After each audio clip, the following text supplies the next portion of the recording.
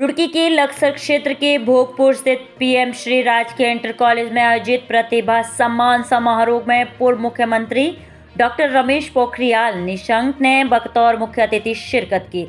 इस मौके पर उन्होंने कहा कि शिक्षा रूपी हथियार से जंग जीती जा सकती है, इसलिए शिक्षा को बढ़ावा दिया जाना जरूरी है और खास तौर पर बेहतर प्रदर्शन करने वाले विद्यार्थियों का सम्मान किया जाना जरूरी है। इससे दूसरे छात्रों को प्रेरणा मिलती है और मेधावी छात्रों का मनोबल बढ़ जाता है। कॉलेज प्रबंधन की ओर से हाई स्कूल और इंटरमीडिएट के मेधावी छात्र छात्राओं को पूर्व मुख्यमंत्री निशंक ने मेडल पहनाकर सम्मानित किया।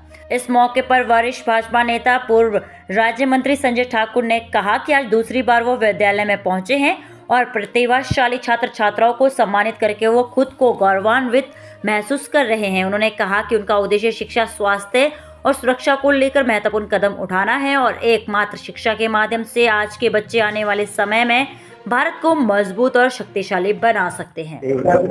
जी ने जो PM Shri inter college Bhogpur है, वहाँ के और आसपास के कुछ इंटर कॉलेज के जो बच्चे हैं, जो प्रतिभाशाली बच्चे हैं और जिन्होंने अपना स्थान बनाया है, ऐसे मेधावी छात्रों का यहाँ पर अभिनंदन कार्यक्रम रखा है।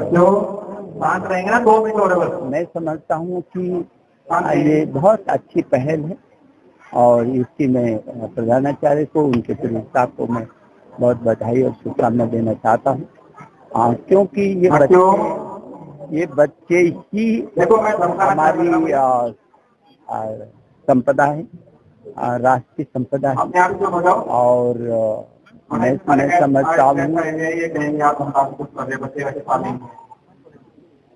समझता हूँ कि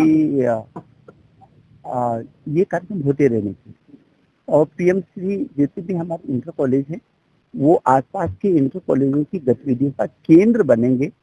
सभी प्रकार की अवस्थापनाएं भी वहाँ पर हों और आसपास के बच्चे वहाँ से सीखें, प्रतिस्पर्धा करें।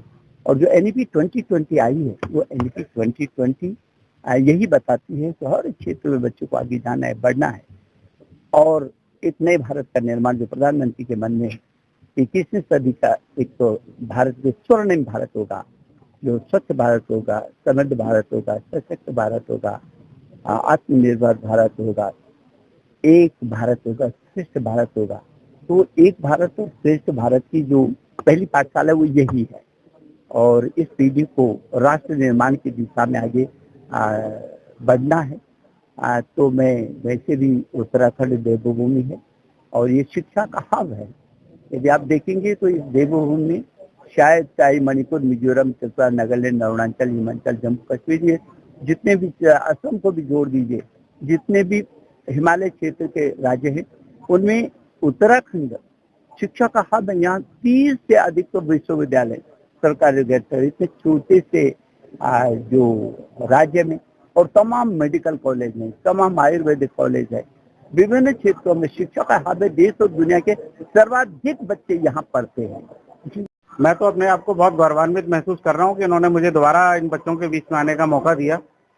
इन बच्चों के बीच में आने से बहुत खुशी होती है और मेरा तो उद्देश्य ही शिक्षा, स्वास्थ्य और सुरक्षा को लेके है और मैं शिक्षा के क्षेत्र में जितनी भी कोशिश हो सकती है मुझे अपने लेवल पे, सरकार के लेवल पे, मैं चाहता हूँ कि वो जितने भी सरकारी स्कूल हों और जो प्राइवेट स्कूलों में भी जो लोग कम फीस लेते हैं, मैं भी चाहता हूँ कि उनके मैं जितना भी मैं सहयोग कर सकता हूँ अपने माध्यम से या सरकार के माध्यम से, मैं उनका निरंतर सहयोग में अपनी अग्रणी भूमिका महसूस करता हूँ।